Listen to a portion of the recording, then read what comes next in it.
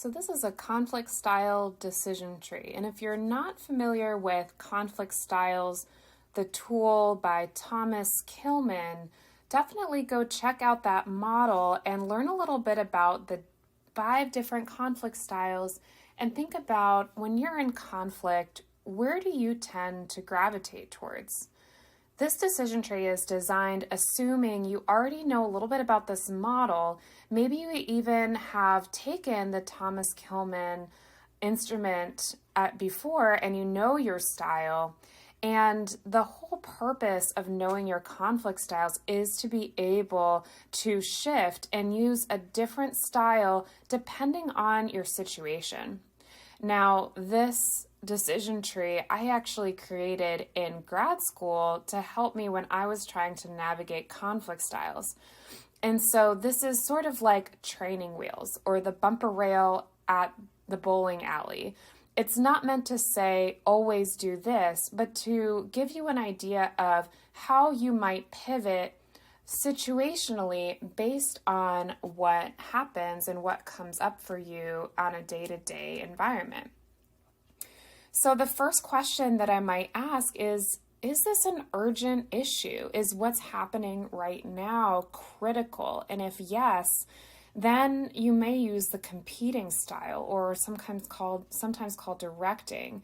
That's where the leader is pointing a finger and says, do this right now. Maybe lives are at stake and that's critical. But if it's not urgent and you can take some time with this, then the thing to think about next is, do I care about this issue or topic? And let's say you don't really care that much about it. So then you might think about, well, do I care about the relationship? Then I don't really care about this relationship. And that's not to say you don't care about the person, but the relationship in this right now isn't the critical factor. So you might ask yourself at that point, does this decision need to be made right now? And if not, it is okay to avoid, temporarily until a decision needs to be made. But let's say you do care about the issue or topic. So yes, I do care about the issue or topic. So then you might ask, well, is time limited? And so if time is limited, then you may want to compromise, which is win some, lose some, try to find a happy middle ground.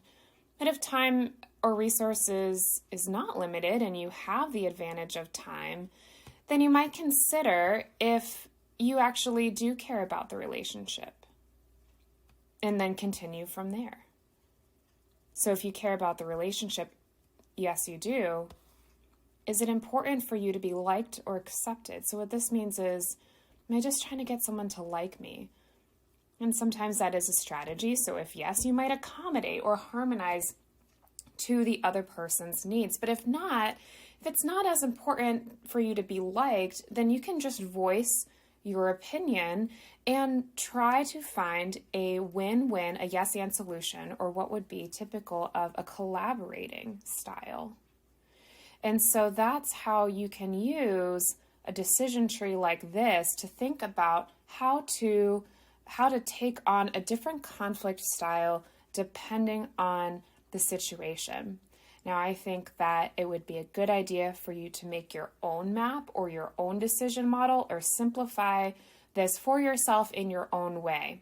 But for me, this was something that really helped me to make friends with conflict and see that I could take on different styles when I needed to and when it would serve a situation.